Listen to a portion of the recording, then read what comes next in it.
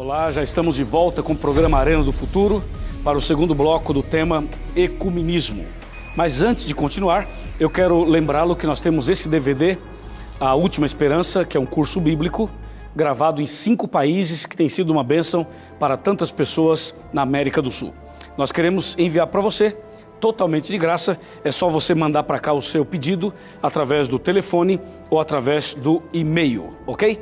E assim nós enviaremos uma mensagem de esperança para você. No primeiro bloco, nós analisamos Apocalipse 16, versos 13 e 14. E agora nós queremos continuar esse tema sobre o ecumenismo. E como eu havia prometido no bloco anterior, nós queremos agora mencionar e destacar alguns pontos em que já poderíamos considerar pontos, fatores de união, de ecumenismo. Alguns aspectos interessantes. Por exemplo, se você observar bem, antigamente, e esse antigamente que eu falo, há uns 20, 30, 40 anos atrás, a divisão era muito clara. Era assim, católico, protestante e espírita. Você lembra disso? Inclusive, o católico dizia assim, ó, cuidado que ali é crente. Então, a expressão crente era uma expressão até meio pejorativa. Lembra disso? Quem tem mais de 40 anos, com certeza vai lembrar. E quando falava em espírita, fulano de tal espírita, a gente falava assim, uau, que coisa, dá medo, esse é o espírita e tal. Então, alguns anos atrás, essa divisão, essa separação era muito mais acentuada. Se você observar hoje, as coisas já não são mais assim. Primeiro que não se dirigem mais aos evangélicos como crentes, e sim como evangélicos. O termo vai ficando mais suave. A separação vai diminuindo e os conflitos vão acabando. Você pode falar assim, mas pastor, isso não é positivo? Sim, isso é positivo em certo sentido, mas em outro sentido, isso também pode ser negativo. Em que sentido eu estou falando? É que, na verdade, o que está acontecendo hoje no mundo é um movimento ecumênico. As igrejas estão trabalhando para se unirem. E essa união, que também parece ser boa, você já percebeu no bloco anterior que existem duas uniões, ou seja, 2 ecumenismos. Um que é de Deus, vou falar daqui a pouco, e o outro que é de Satanás. Então, esse de Satanás, que é bem sutil, que envolve engano por trás, é esse que a gente leu em Apocalipse 16, quando apresenta os 3 espíritos imundos semelhantes a rãs. E tem alguma coisa bem clara em comum entre os 3. Tanto o espírito imundo da boca do dragão, quanto da boca da besta, quanto da boca do falso profeta, os 3 movimentos religiosos, eles são claramente contrários contra os 10 mandamentos. Isso é um problema sério. Veja, os 3 movimentos mencionados em Apocalipse 16, que estão trabalhando pelo ecumenismo, os 3 são contra os 10 mandamentos. Talvez você possa falar o seguinte, mas pastor, contra os 10 mandamentos? Será que alguém é contra os 10 mandamentos? Essa expressão não é muito forte? Não é muito forte não. Só que a forma como eles são contra os 10 mandamentos é uma forma também sutil. Ou seja, quando você pega os 10 mandamentos da Bíblia, que estão em Êxodo capítulo 20, você vai perceber o seguinte, os 10 mandamentos, dando uma lida assim, você vai notar que a maioria dos mandamentos a maioria das pessoas aceitam. Só que tem um mandamento, ou 2 mandamentos, em que as pessoas não aceitam. E o livro de Tiago, no capítulo 2, verso 10, diz assim, aquele que tropeçar em um mandamento é culpado de todos. Ou seja, se você aceita os mandamentos, mas você aceita somente 9, ou aceita 8, e não aceita 1 ou 2, é como se não aceitasse nenhum. Então, faz um teste, pega os 10 mandamentos de Êxodo 20, vai lá na sua igreja e pergunta ao seu pastor, ao seu sacerdote, ao seu líder espiritual, fala assim, escuta, a gente precisa obedecer esses mandamentos aqui, de Êxodo 20, e você vai se surpreender com a resposta dele. Você vai perceber que tanto o mundo evangélico, quanto o mundo católico, quanto o mundo espírita, eles concordam claramente que os 10 mandamentos não são obrigados, nós não somos obrigados a obedecê-los. E que o importante é que você seja uma pessoa caridosa, que você faça o bem ao próximo, o importante é que você ame as pessoas, entendeu? Não importa se você obedece ou não obedece. O importante é o amor ao próximo. Então, nessa linha de raciocínio, eles vão deixando de lado uma coisa que é fundamental e que é vital. Não esqueça que os 10 mandamentos, eles foram escritos pelo dedo de Deus. Foi Deus quem escreveu em 2 tábuas de pedra. E esses mandamentos, eles são eternos e também são imutáveis. O homem não pode mudá-los. O homem não pode simplesmente dizer, isso aqui não tem valor. Por quê? Porque por trás dessa ideia que é contra os 10 mandamentos, está a mão de Satanás. Porque o inimigo de Deus, ele é que não aceita os 10 mandamentos. O inimigo de Deus é o maior transgressor de todos. Por isso ele foi expulso do céu, por ser um rebelde, por ser um transgressor, entende? Veja, por exemplo, o que diz aqui Apocalipse 12, verso 17. Irou-se o dragão contra a mulher, e foi pelejar com os restantes da sua descendência, os que guardam os mandamentos de Deus e têm o testemunho de Jesus. Viu? Esse texto é muito claro quando diz que o dragão, o diabo, ele está irado contra a igreja que guarda os mandamentos de Deus. Então, um item que é um fator de ecumenismo do mal é quando as igrejas se concordam e se reúnem para concordar que os 10 mandamentos não são necessários. Entendeu? Esse é um ponto. O outro ponto que está mais ou menos ligado, está totalmente ligado a esse assunto dos mandamentos, é a questão do sábado. Você sabe que o sábado é o 4º mandamento dos 10. E o sábado foi instituído por Deus na criação. Quando Deus estabeleceu o sábado, não havia ainda as nações. Quando Deus criou o sábado, somente havia Adão e Eva. Entende? Então o sábado não é uma doutrina de uma igreja, não é uma doutrina de um país, de um povo. Não, Deus estabeleceu antes mesmo do pecado, o sábado. E depois ele colocou esse mandamento nos 10, é o 4º mandamento. E se você observar, os 3 espíritos imundos de Apocalipse 16, versos 13 e 14, os 3 concordam que não é necessário guardar o sábado. E a maioria em nosso país também ou não aceita ou desconhece, muita gente desconhece, mas há um grupo grande que sabe e simplesmente não obedece, porque é mais conveniente guardar o domingo do que guardar o sábado, entendeu? Por isso, esse é um outro ponto, um outro fator ecumênico. Então, as igrejas, elas estão se movimentando para se unir, e essa união que parece interessante, ela é perigosa. Ela é perigosa e antibíblica quando a união envolve essas ideias que são contrárias a princípios vitais da Bíblia. Por isso, nós temos que cuidar e observar atentamente esses movimentos que estão acontecendo no mundo. É interessante que as pessoas, elas não se movimentam em favor de seguir exatamente a Bíblia, mas elas se movimentam em favor de seguir uma ideia própria, uma ideia humana, uma ideia meio que política, meio que fazer algumas alianças e tal, enquanto a Bíblia Sagrada chama a nossa atenção para esse ponto. Existem outros aspectos, outros pontos que estão, na verdade, unindo esses movimentos religiosos modernos e que todo esse movimento acaba ficando embaixo de um guarda-chuva, o guarda-chuva do Vaticano. Entendeu?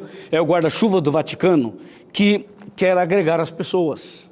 E isso é uma coisa muito séria. No vídeo que eu mencionei do primeiro bloco, o líder do Vaticano, o líder de Roma, ele chega a usar a história de José do Egito e seus irmãos. E ele deixa transparecer que o romanismo, que Roma seria José, e que os protestantes seriam os irmãos de José.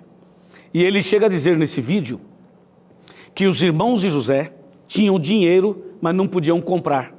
Então os irmãos tiveram que ir até José, se humilhar para conseguir comida.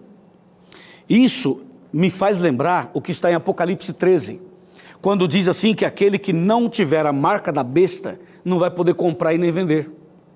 Então, essas colocações que estão aparecendo por aí, que estão surgindo por aí, nos faz realmente pensar se esse ecumenismo que estão propondo realmente tem o selo de Deus. Eu sei que não tem, você sabe que não tem, nós sabemos que não tem. Por isso, a nossa base é essa daqui, ok? A nossa plataforma é essa.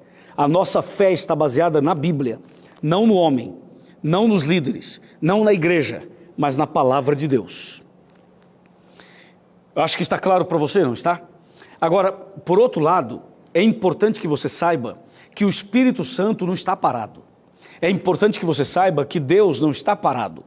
É importante destacar aqui que Deus também está fazendo um movimento de ecumenismo. Só que a expressão ecumenismo, ela acabou tendo um sentido muito pejorativo. Por isso que quando você fala ecumenismo do bem, pode soar mal para algumas pessoas. Mas a verdade é que Deus está unindo também o seu povo. Deus está unindo os seus filhos. Porque se você observar bem, vai notar que em cada igreja, que em cada religião, existem dois tipos de pessoas. Existem as pessoas sinceras e as pessoas que não são sinceras. Existem, como diz a Bíblia, o trigo e o joio. Exatamente, eu estava conversando com o Bedak, que é um dos nossos câmeras aqui, antes de começar esse bloco, falando exatamente disso. Tem gente boa e gente ruim em todo lugar. Tem trigo e joio em todo lugar. O que é que Deus está fazendo? Deus está trabalhando para que as pessoas sinceras, para que as pessoas que são chamadas simbolicamente de trigo, Deus está trabalhando para que essas pessoas saiam do erro, saiam do caminho errado e se unam ao povo de Deus no caminho certo. Então é isso que eu chamo de ecumenismo do bem. É quando o povo de Deus é chamado pelo Espírito Santo para se unir em torno da verdade bíblica. E então está acontecendo hoje no mundo essa separação. Por um lado, tem o ecumenismo coordenado por Satanás. E por outro lado, você vê Deus trabalhando para unir o seu povo, para unir as suas ovelhas, para unir os seus filhos. Eu vou lhe mostrar agora esse aspecto positivo da obra de Deus unindo os seus filhos no mundo inteiro. Vamos para João capítulo 10. Aqui, versículos, nós vamos pegar o verso 14, o verso 15 e o verso 16. Está escrito: eu sou o bom pastor, conheço as minhas ovelhas e elas me conhecem a mim. Assim como o Pai me conhece a mim, eu conheço o Pai e dou a minha vida pelas ovelhas. Veja agora o verso 16. Ainda tenho outras ovelhas não deste aprisco. A mim me convém conduzi-las.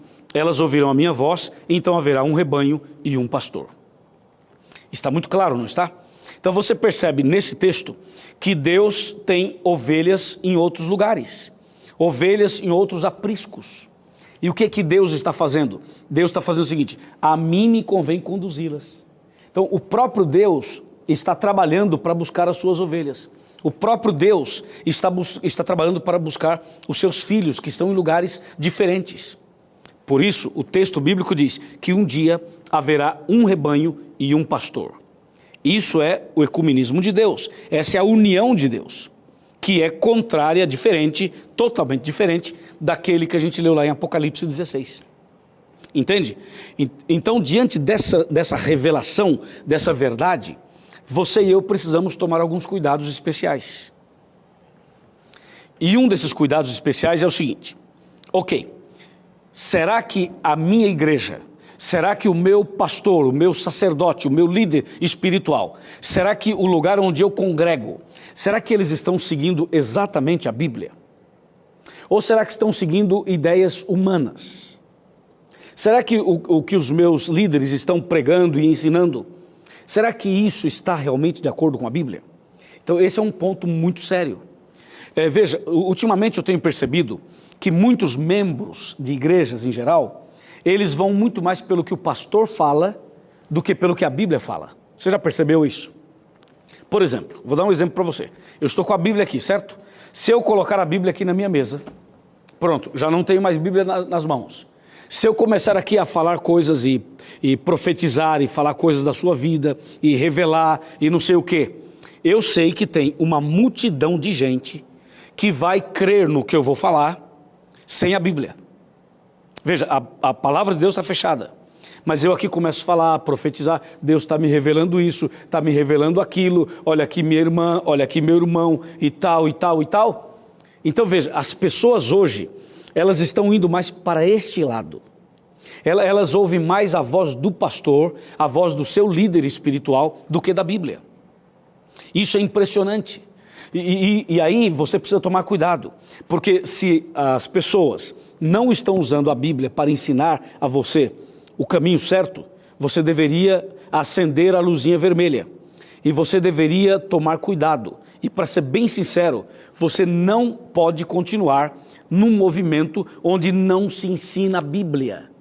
E quando eu falo ensinar a Bíblia, eu não estou falando de pegar um versículo somente e fazer um sermão de 1 hora, embora isso também seja importante e necessário, mas eu estou falando de ensinar a Bíblia, ensinar a maneira correta. Por exemplo, qual é o ensinamento bíblico sobre a morte? Você sabe? E alguém pode falar, mas pastor, mas esse assunto é relevante? Ou se é, claro que é. Por quê? Porque tem gente que não entende o que a Bíblia fala sobre a morte. E a pessoa que não entende, ela pode viver uma vida deliberada, uma vida totalmente fora dos princípios, porque ela pode pensar que depois da morte, ela vai ter uma segunda chance. Ela pode pensar o seguinte, bom, eu não preciso ser tão certinho agora, porque depois que eu morrer, alguém vai fazer uma cerimônia, vai rezar uma missa, vai fazer uma oração e tal, e eu vou ter uma outra chance. Você percebeu? Então, isso é um problema sério, porque quando a pessoa não entende o que é bíblico, o que é certo, ela crê no que é errado. E se ela crê no que é errado, ela vai facilmente se unir ao movimento ecumênico do mal. Porque o movimento ecumênico do mal não parece mal. Eles vêm com caridade, com amor, nós temos que fazer o bem para as pessoas, ajudar o carente, fazer solidariedade, fazer uma obra social, que é uma coisa interessante e boa. Mas eles usam isso fugindo dos princípios bíblicos. Ou seja, eles estão dando uma importância maior a essas coisas sociais e deixando de lado a salvação, que é o mais importante dentro da Bíblia. Você me entende? Por isso, meu amigo, nós dedicamos esse programa para essa conversa franca e aberta a respeito do ecumenismo. Deus tem um povo na terra e Deus está chamando os seus filhos para unir o seu povo. Mas o diabo também está trabalhando lá fora. Você tem que tomar muito cuidado e seguir exatamente o que está na palavra de Deus. Eu vou falar mais sobre isso. Vou fazer um intervalo agora e logo depois nós voltaremos para continuar e terminar o tema do ecumenismo. Um abraço e até já.